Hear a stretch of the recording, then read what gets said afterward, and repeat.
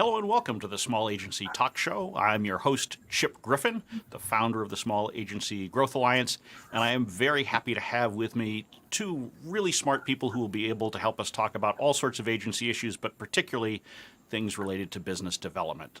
First, I've got down below me here, Jody Sutter from the Sutter Company. Welcome, Jody. Thank you so much for having me. And then, right over here is, I pointed correctly. How about that? You did. That's nice. I got to practice these things here. Just remember, it's the opposite of what I see on the screen. Lee McKnight, Jr. from RSWUS. Welcome to the show. Yeah, thanks for having me, Chip. Great to be here with Jody as well. Always awesome. It is. I've had great conversations with you both individually, so it's nice to be able to have you both here on the panel at the same time so we can have some good conversation together. Yeah. If folks who are watching have questions or comments, feel free to share them in the chat or the comments on whatever platform that you're on, and we will try to incorporate them into the show over the next 30 minutes or so. I guess, why don't we start out by telling folks a little bit about each of you so that people are grounded. So we'll go the opposite order in which I introduced you. So Lee, why don't you go first? Sure. So I work for RSWUS. So we're an outsourced new business development group. We're based out of Cincinnati. We only work with agencies, and we're there to help them, at that top of the funnel, break through effectively, and then help nurture those leads so we get those clients closer to closing business. That's a short version. That is a good short version. And now we'll go to Jody. Yeah, I'm Jody Sutter. I'm the owner of the Sutter Company, and I am a new business expert and consultant. I specialize in working with the ownership at small agencies, and I help them by developing strategies and operationalizing those strategies so that they can build a sustainable new business operation. I believe for an agency of a certain size, the CEO or the owner is the best business development relationship that agency has. Doesn't necessarily mean it's the only one, but as I said, I help put strategies in place that are right for their culture, their resources, and their strengths. And sometimes that means a strategy is put in place that calls on people or entities like RSW to help build up their operation. And that is my cat in the background. That was a very catty comment. Yeah, right. I keep telling them. Yeah. Little bad Friday humor there, but that's the point of the show. We do. I do want to flag that we have some international viewership right now. We've actually got a hello from Hungary. Oh, cool! That's awesome. So it's always nice to see folks watching and listening, and particularly friends from overseas because it's late in the evening in Hungary. So yeah, I was gonna say on a Friday night. On a Friday night, yes. Well, yeah. but we are that exciting and interesting that, or maybe it's because of pandemic. Yeah. But for whatever reason, we're happy to have you here. So absolutely. I thought we'd start.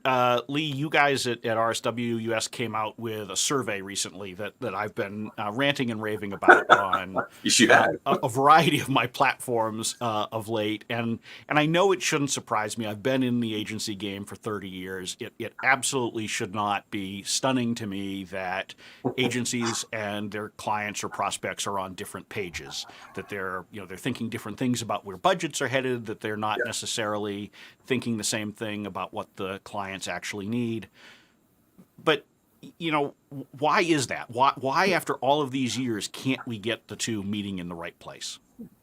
It's really interesting. And folks can get that on our site at rswus.com. on our resources page. And I absolutely encourage you to do it. There's great data in there. And there is some stuff in there that's a little more heartening. But, I decided to focus on the negative stuff because it's it makes for better video. For sure, yeah, and so to answer your question, what's been interesting, and this is 15 years into this report, and inevitably that, what do you want to call it? I don't know if I call it a chasm, but that gap between what agencies think and what clients are, the reality of it is often that way. Why is that? That's a good question. But what I will say is I think sometimes with these questions, agencies are talking more to a potential future client, a prospect versus a current client. And I think sometimes that can get, we could probably be more specific in some of those instances, because I think though they might answer those questions a little bit differently. But budgets being a big part of that, and that was one of the things I was going to throw out to you all today. We saw some heartening stats about digital spend, and obviously digital, just if it could explode any further, has and probably will continue to. That digital spend is going to increase by a pretty high percentage. But having said that, where overall budgets are today, I was going to ask both of you what you're seeing with clients and or just other firms. I mean, so for example, our client closes last year were actually up. I think it was 23%. It's fantastic. I mean, clients closing business, that's great. But total dollars, unsurprisingly, were down in terms of those budgets because COVID, not knowing what's going on, they're frozen, they're cut in half. So I don't know what you all are hearing now, but I certainly, like when I talk to some firms here in the last 3 weeks, that the projects they're getting are less than what they're used to. And I guess that's not a big shock, but, and that's got to be vertical dependent, right? I mean, because some of these have done quite well the last 9-10 months, right? Yeah. Yeah, absolutely. And look, I mean, we've gone through a period where obviously digital is taking off because a lot of us are trapped in as I am, my little 15 by 15 foot room that I have spent, thousands of hours in over the last, 10 or 11 months. And looks like it'll be that way for the foreseeable future too. So, if possible, I've gotten even paler. And I think we'd already seen a trend where there was more movement in agency world to doing project-oriented work instead of, retainers. There was, people were being a little bit more conservative even before last March. But, Jody, what are you seeing? What's your take on where things are headed? Well, it's also interesting about this whole notion of project work. I remember last year, I guess it was it was in fall of 2020, fall of 2019, participating in a new business conference that the Drum put on in New York City. And it was geared towards smaller agencies, and yet there was an interesting representation, or a lot of people who were there were also familiar or part of larger agencies and holding company networks. And a question went out to the audience of mostly small agencies about how is project work, to what extent is project work disrupting your business model? And almost no hand went up. And I remember commenting that the reason why is that you're talking to small agencies who have been watching this trend towards more project work, had already known how to be, I'm going to use words that typically I chastise my agencies for using because they don't really say anything unless you can back them up, but agencies that are used to being nimble and pivoting quickly. So I think that smaller agencies, I've heard other people say this, that I think that 2021 is the year for smaller independent agencies because they already understand how to change. And I will say also with my clients, while Lee was talking, I was thinking that, I've got a couple of clients who have seen their business grow. So one is a PR firm based in Australia that does a lot of work with the medical businesses, pathology and medical devices. Their business is through the roof. Another one that does a lot of work with technology companies, through the roof. But I've also even gotten a small agency that does a lot of work with restaurants. They're based in the Southeast. And they're actually seeing more business because I think that the smart forward restaurant groups are realizing that now is actually the time to plant seeds and grow. Have budgets gotten smaller? In one case, a digital agency I work with that does a lot of work in education, definitely. They're busy, and yet they're trying to do much more with much less for clients. Yeah. Mm-hmm. Yeah, and I think that's part of the trick, and part of the reason why I would agree with you that 2021 is a year for small agencies, because small agencies can typically figure out how to work with some of these smaller budgets, and they can be creative in it, and they don't have the same burdensome overhead that some of the larger agencies have. And I think all of us have experience working with or in larger agencies. We know how that's a very different environment than small agencies. And so last year we saw most of the large agencies took big hits, right? I mean, most of the large agencies had substantial client losses, substantial layoffs, those kinds of things. And it's not that small agencies didn't get a hit, but they were able to absorb it a little bit better, I think in part because of the hybrid business model that so many are using, where you're using a mixture of contractors and employees and things like that. So I agree that this is a year for small agencies. Yeah, I do too. I think 100% with both of you. Yeah, and we see it. I mean, and that's predominantly who we work with as well, as the small to mid-sized agencies. And what's pretty amazing was how well many of them did. And I think Chip, we may have talked about this, but that some of them almost feeling a little bit guilty about that. And right. My response was, well, don't, because you have mouths to feed and people to take care of. Right. And good for you, you know. And having said that, I mean, having that empathy, of course. But it's great to hear, Jody, and because we see, whether it's our own clients or other firms I'm talking to, that it's active. I mean, we're getting meetings.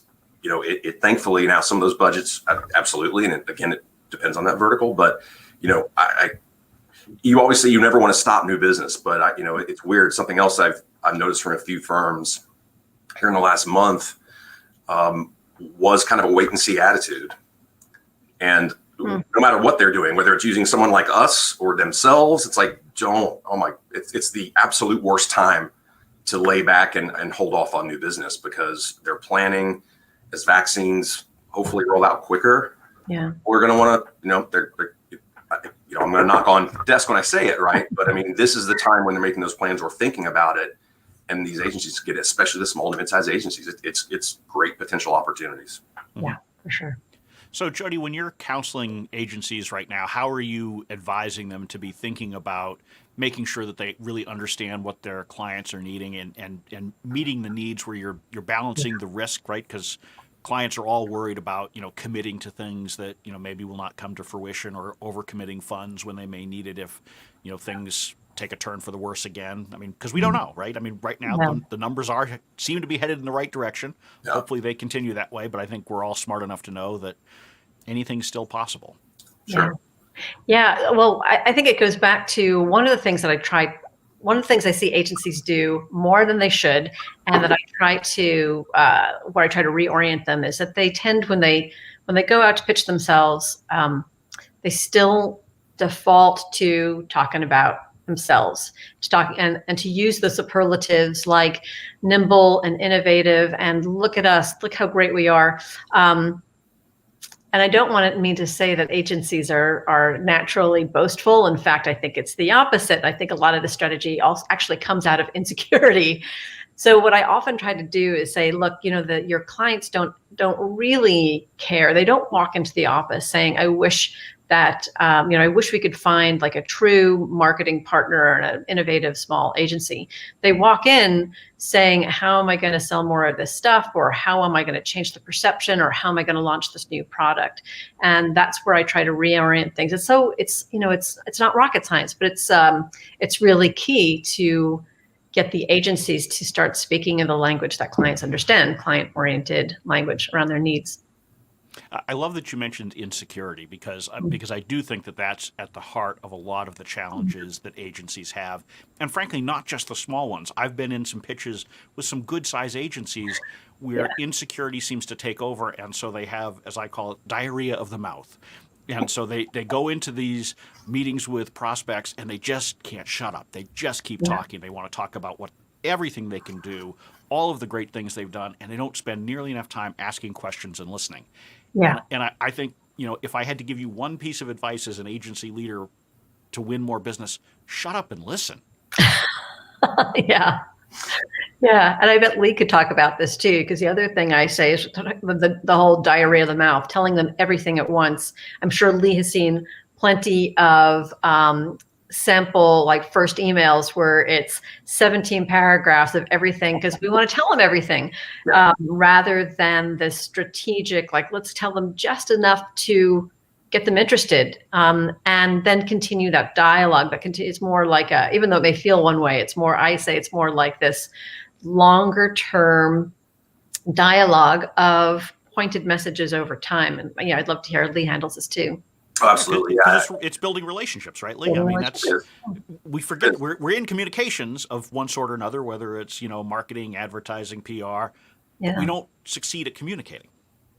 Yeah, you know, Jody, you make a really interesting point about the insecurity, and Chip, you as well. And I actually haven't, not to get Freud on everyone, right? But I actually hadn't thought about that, but it makes total sense, because you're exactly right, Jody. I mean, in fact, it is more along those lines. And, it reminds me, not to keep bringing up our reports, but I just written a post on this that it was last year, that it was something like 63% of marketers that we had surveyed said that agencies, for example, don't follow up enough, which you gotta think like, what? But they tend not to, and it's just I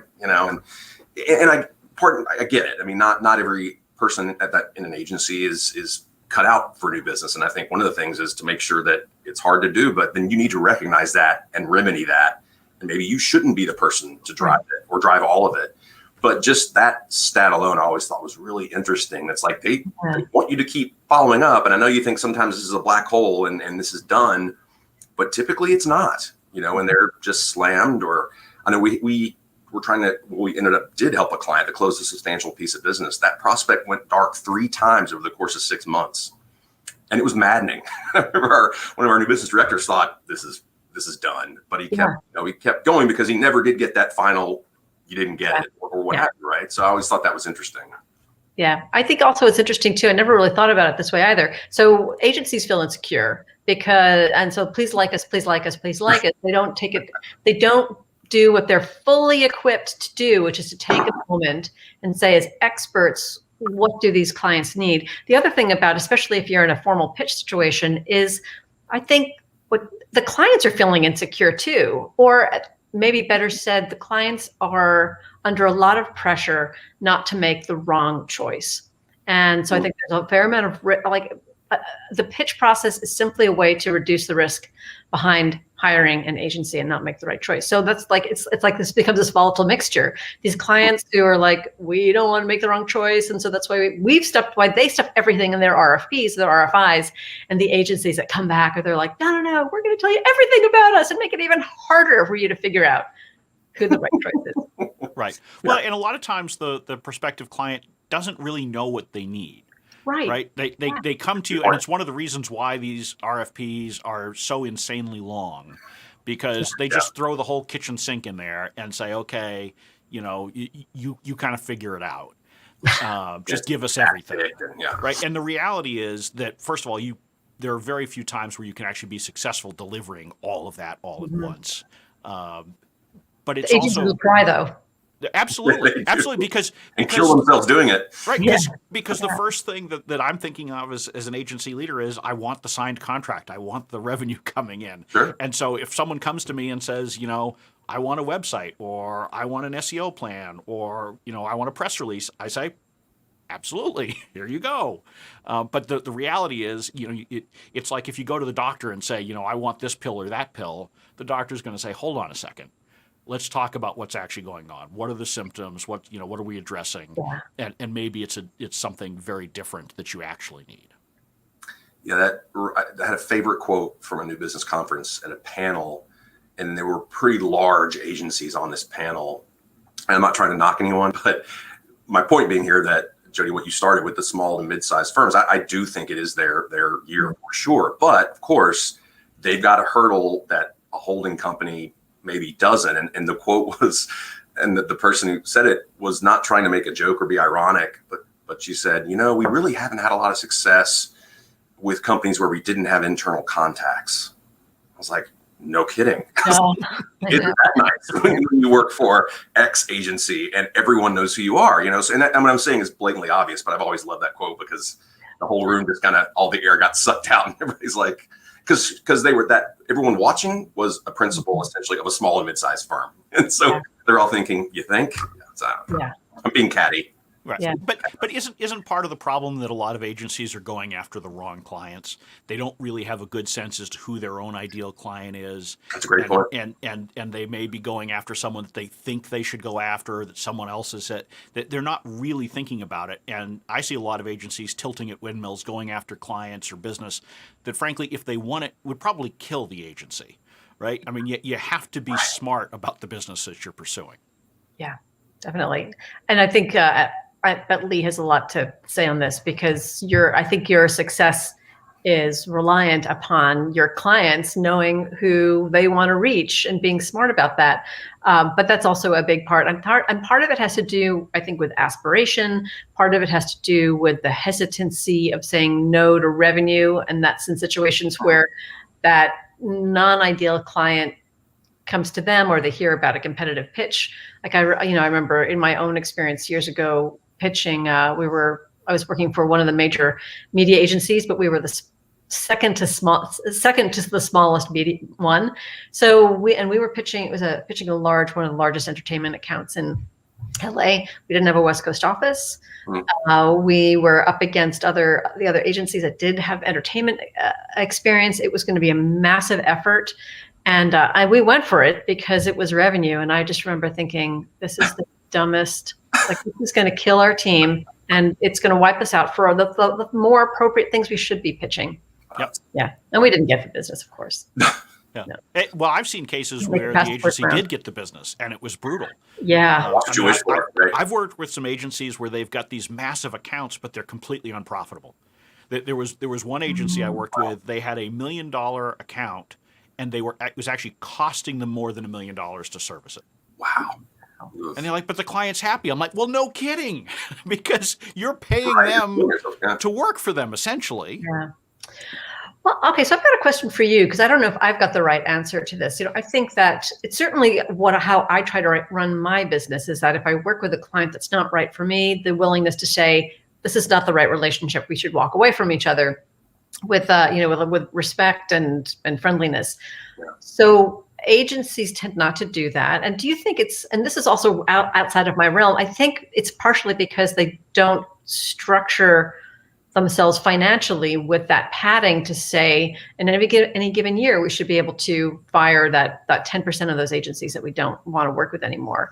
Do you see that? Do you think that's just not put into their structure, their operational strategies? Yeah, look, I think there's a lot of reasons why agencies don't fire clients like they should. And frankly, if you've had an agency for any period of time and have never fired a client, you're making a mistake, because I guarantee you there are clients that you should fire, not just for financial reasons, although that's a really good one. Sometimes it's because they're mistreating your team, or there's a lot of other reasons you might want to do that. And that, frankly, I've done it in the past.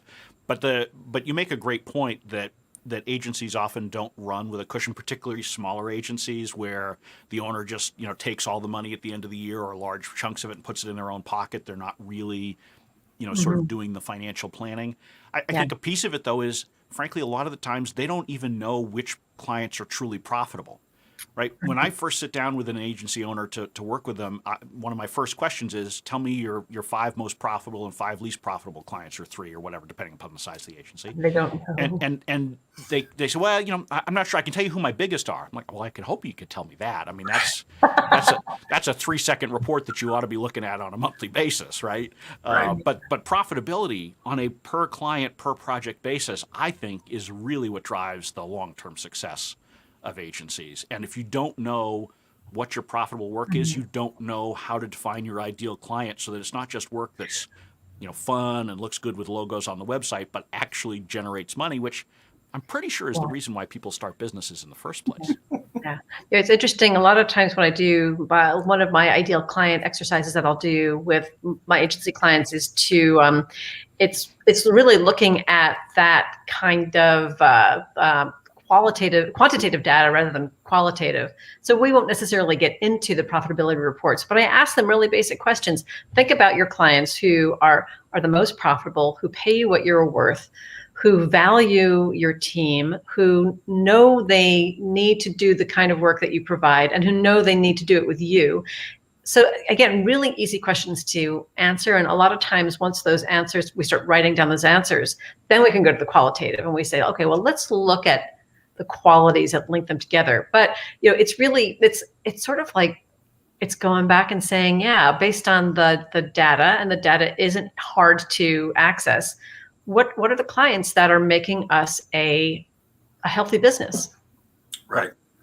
Yeah, one of those. Sorry, Chip. No, go ahead. Yeah, that's it. Yeah. One of those, all on the same lines to kind of tie this thread, is I had a conversation this week, and when you think about, Chip, to your point about who you're targeting and what types of clients you're going after, one of the things that he said to me was about halfway through the conversation was, what we're also kind of struggling with is, we're getting to the table, and then once we get there, we start getting anxious and we cut the price.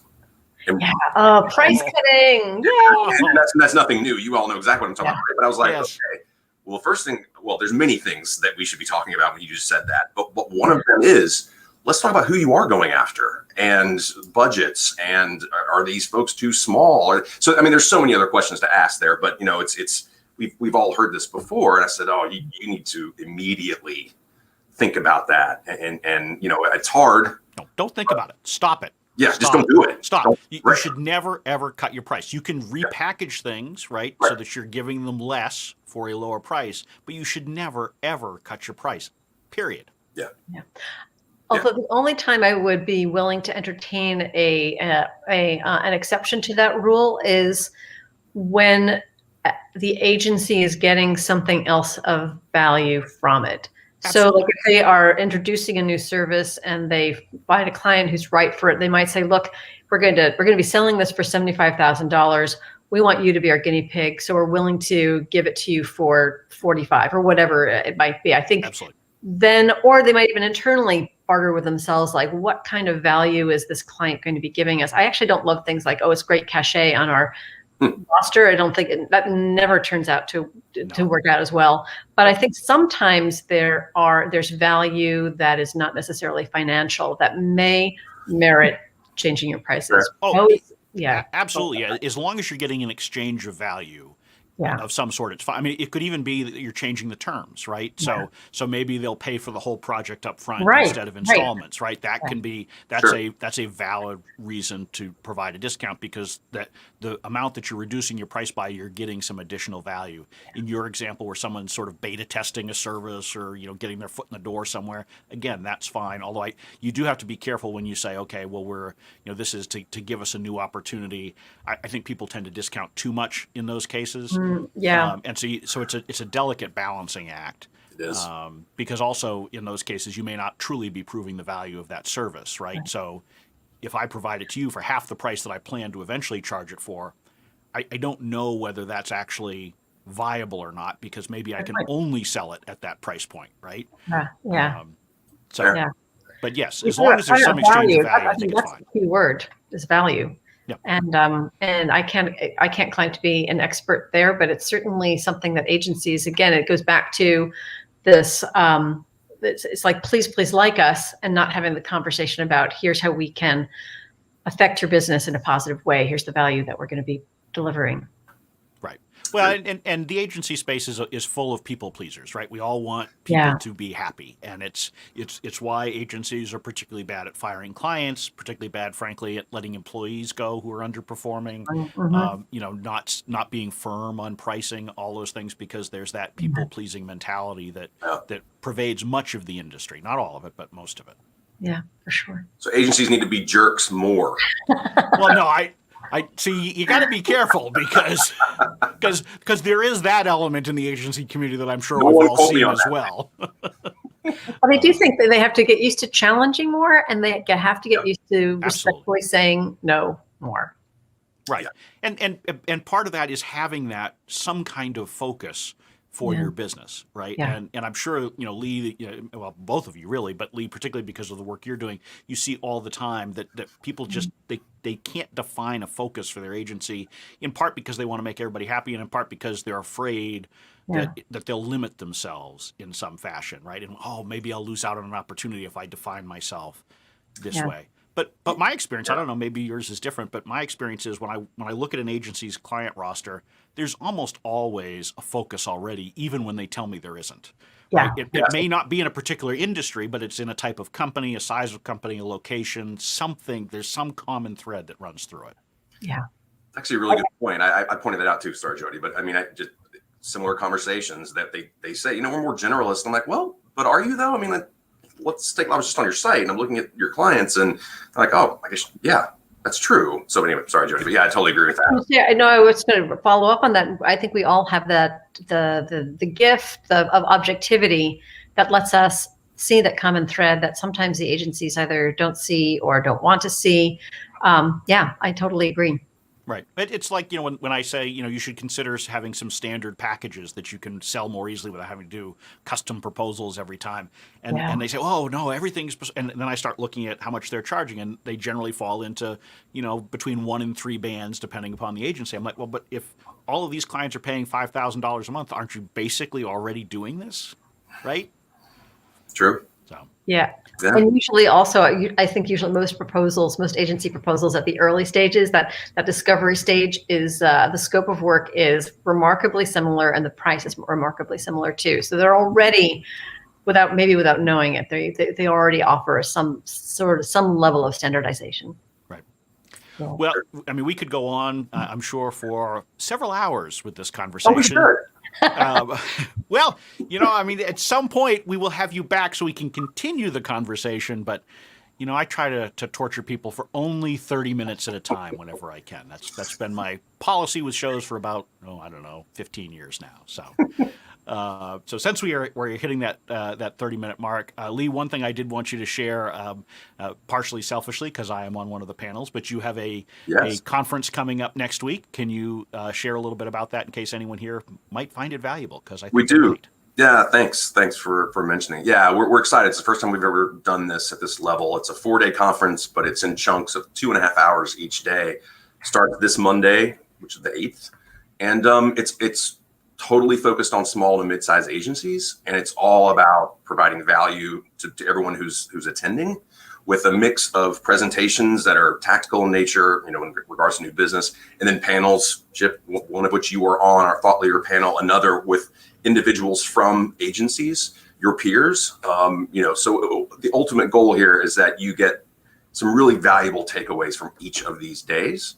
And we are going to have, once we're done, we're going to have those available kind of in single presentations on our site at rswus.com.